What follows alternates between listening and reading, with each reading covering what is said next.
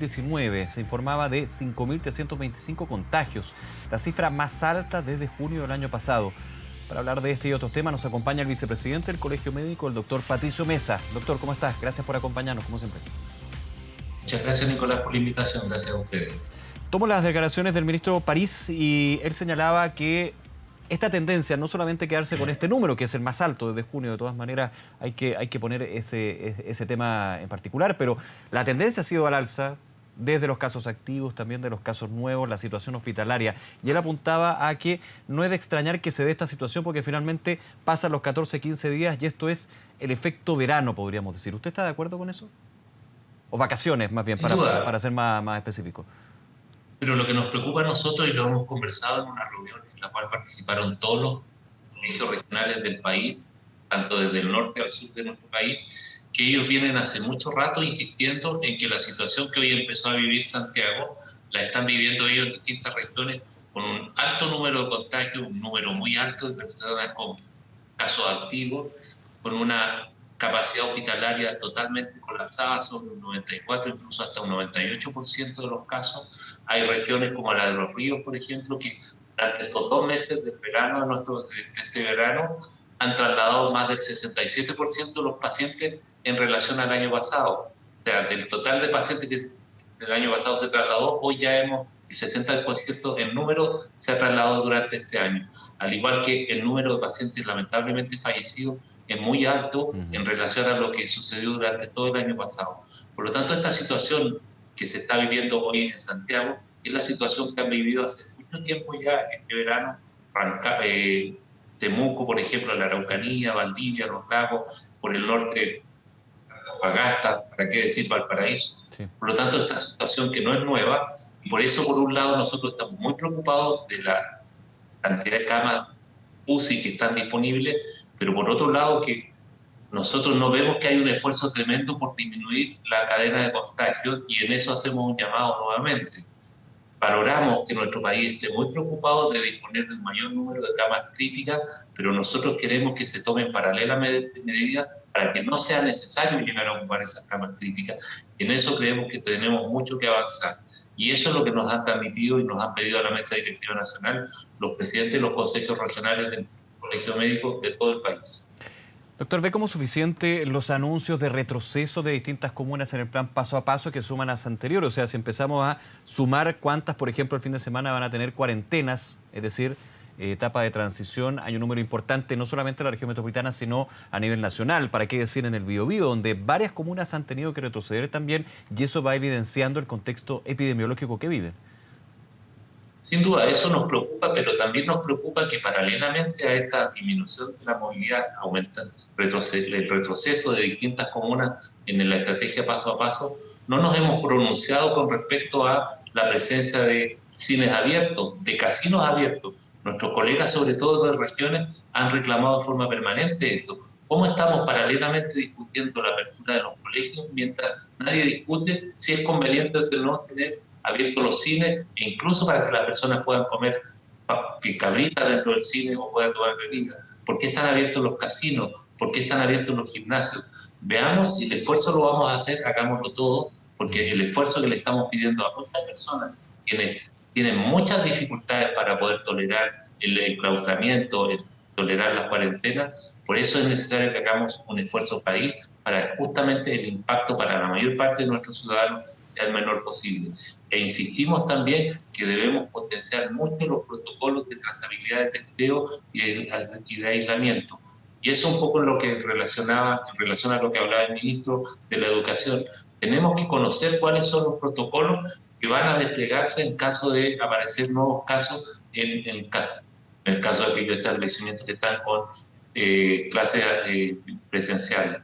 Es fundamental conocer eso y potenciar el tema de la trazabilidad, el aislamiento y el mayor número de test. Hay regiones, por ejemplo, la región de Los Ríos, donde el número de test, a pesar de que es alto, es insuficiente para la situación que está viviendo esa región, para el porcentaje, un 27% de positividad que tiene de los test, y por lo tanto le pedimos también a la autoridad sanitaria la colaboración entre distintas regiones para que se puedan enviar PCR, por ejemplo, a la Araucanía o a la región de Los Lagos.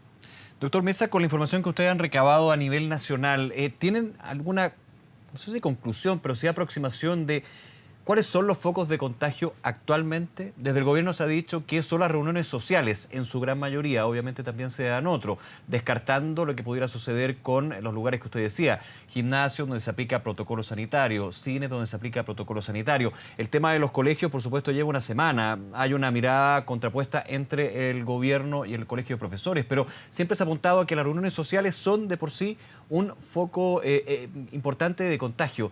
¿Es así o ustedes ven que esto se da en otros sectores, en otros puntos? No, sin duda, y está demostrado que muchos de los brotes son en base a encuentros sociales, eso no hay duda.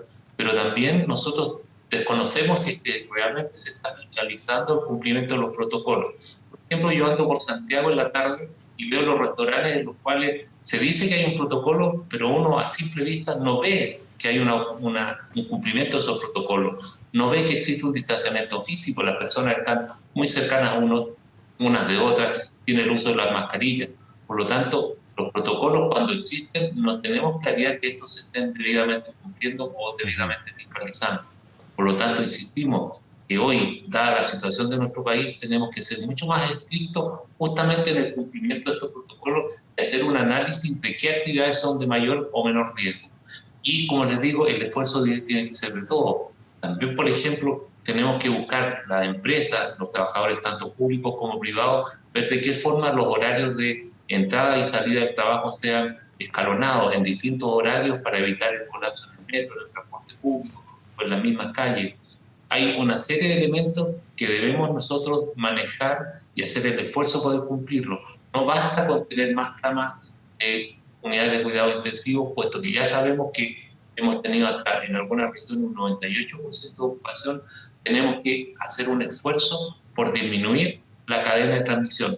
Uno de estos esfuerzos, y que en nuestro país ha sido reconocido internacionalmente, es la campaña de vacunación, que ha sido todo un éxito. Paralelamente a eso, tenemos que hacer un esfuerzo adicional, puesto que todo indica que las próximas semanas van a ser muy complejas, con una tensión sobre el sistema sanitario muy tremenda. El Colegio de Profesores hoy día exigió que se terminen las clases presenciales por el contexto sanitario. ¿El colegio médico está de acuerdo con esa visión? Recordemos que la presidenta, la doctora Isquia Siches, de hecho participó de las reuniones del Consejo Asesor Volver a las Aulas, volver a las salas de clase, y también de alguna manera decía que es importante, imprescindible, irreemplazable la clase presencial. Pero a una semana y con estos datos, ¿se mantiene esa postura? ¿Están de acuerdo o no con la visión del Colegio de Profesores? O sea, nosotros creemos que hay un consenso de todo y no hay duda con respecto a eso, de la importancia y la necesidad urgente de que los niños, niñas y adolescentes puedan volver lo antes posible a las clases presenciales. Para eso hubo una reunión donde se llegaron a varios consensos. Y yo creo que en vez de que todas las entidades estén mandándose recados a través de la prensa, tomen el teléfono y se comuniquen entre ellos justamente para llegar a acuerdos, para que se puedan establecer cuáles son las condiciones mínimas que permitan de forma segura el regreso a clases presenciales de los niños, niñas y adolescentes. Eso creemos que es fundamental. Mientras antes se logre eso, es mucho más útil justamente para el desarrollo de los niños. Pero también debemos insistir, y perdónenme que sea un poco majadero, es complejo hablar de que los niños sigan o no estando en clases presenciales mientras estén funcionando los casinos, estén funcionando los cines, estén funcionando los gimnasios. Por lo tanto, hay que determinar cuáles son las actividades más importantes para nuestro país, y entre ellas la educación y entre ellas las clases presenciales. Por lo tanto, nuestros esfuerzos deben ir dirigidos a que exista consenso entre el Ministerio de Educación, el Ministerio de Salud, los profesores, el Colegio Médico, para que lo antes posible que existan las condiciones que sean aceptables para un retorno seguro a las clases presenciales. ¿Usted cree que se están dando las condiciones para estas clases presenciales? Obviamente hay que levantar información. Llevamos un par de días con esta situación después de un año que no hubo clases presenciales, con un contexto donde se ha aprendido bastante los protocolos. También los niños, niñas y adolescentes la tienen clarísima, pero obviamente ahí se lanza la pregunta. ¿Usted cree que se cumple estas condiciones, que vamos en un buen camino hacia eso? Bueno, sin duda que probablemente en algunos lugares se cumplen, en algunas comunas, algunos establecimientos educacionales en particular se cumplen, pero hay otros en los cuales estamos lejanos. Hay lugares donde ni siquiera hay agua potable en los centros educacionales. Por lo tanto, tiene que haber un tratamiento y una conducta totalmente diferencial. Y en aquellos lugares donde lamentablemente no estamos en condiciones de garantizar un retorno seguro, por lo menos también como país nos preocupemos de mejorar la conectividad que tienen esos establecimientos, que los niños y niñas dispongan de computadores, que tengan un buen acceso a Internet, porque el esfuerzo tiene que ser tanto para el retorno presencial, pero también para optimizar la situación de conectividad de aquellos niños que no pueden presencialmente volver a clase. Voy a un concepto que se discutió, se conversó bastante durante el año pasado y me da la impresión que va a ser también parte de este año de pandemia. Todo el año va a ser de pandemia, pese a que tenemos muy buenas noticias y un buen desarrollo de la vacunación. Eso es una situación evidente y hay que celebrarla, pero los mensajes confusos. En sus palabras, doctor Mesa, veo que desde su mirada y también del Colegio Médico se tiene ese resquemor con que haya mensajes confusos por parte de la autoridad sanitaria, de sectores que no se relajan, pero sí tienen mayor flexibilidad en términos del plan paso a paso. Hay también una discusión con respecto a cuáles son las prioridades. Desde el gobierno se ha dicho, la prioridad es que los niños vayan a clase, pero al mismo tiempo se abren otros sectores que distintos puntos, distintos actores dicen no son tan prioritarios. Obviamente cada uno tiene su prioridad y eso lo sabemos de sobremanera de efecto de esta pandemia. Sin duda, nosotros creemos que la comunicación de riesgo que le estamos transmitiendo a la comunidad es muy confusa.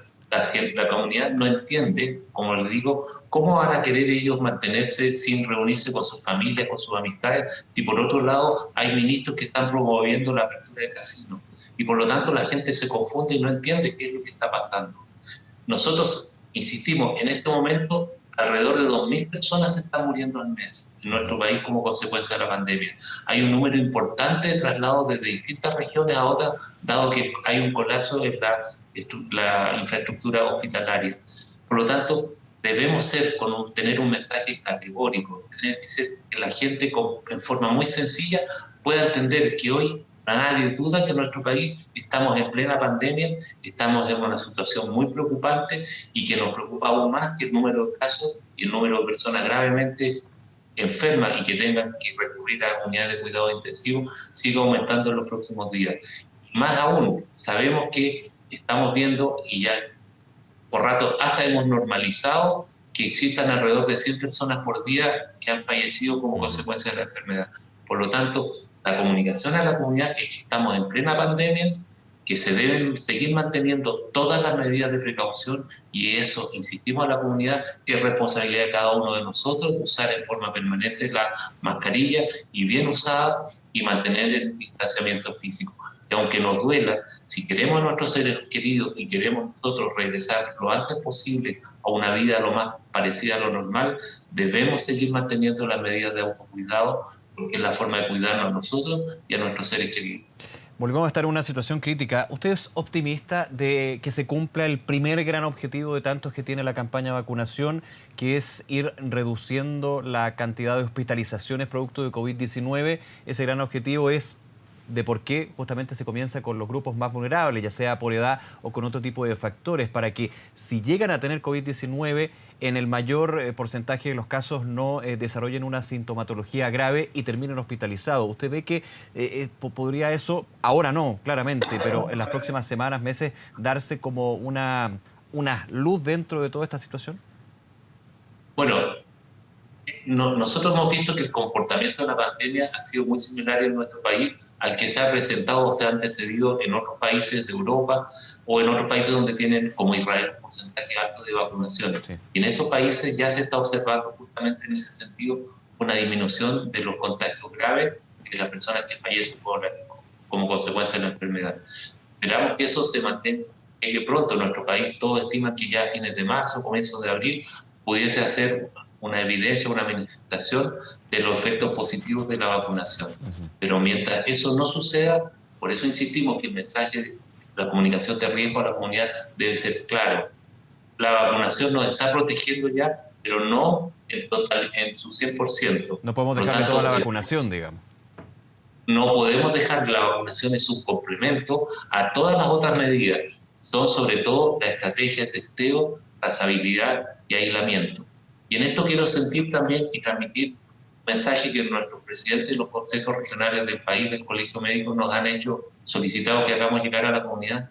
el personal de salud en el primer brote estaba muy motivado, estaba con mucho entusiasmo, sintiéndose gente importante, cumpliendo un rol muy importante, porque había todo un país que estaba trabajando en el mismo sentido. Pero hoy tienen un sentimiento distinto. Hoy ellos sienten que se están sacando la mugre trabajando, mientras otros abren espacio de situaciones que no son esenciales, como lo hablábamos recién, como son los gimnasios, como son justamente, sobre todo los casinos, como son los cines. Por lo tanto, nuestro personal está muy cansado, está tremendamente cansado. Un porcentaje alto de este personal está con licencias médicas como consecuencia de todo el esfuerzo que hicieron durante el año pasado.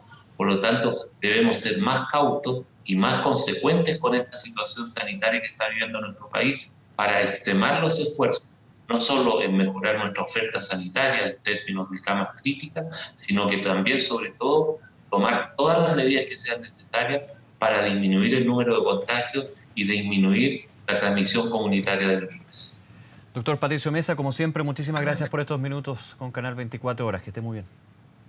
Muchas gracias a ti, que tengas muy buenas tardes. Igualmente, hasta luego. Vamos con otro tema. La Cámara de Diputadas y Diputados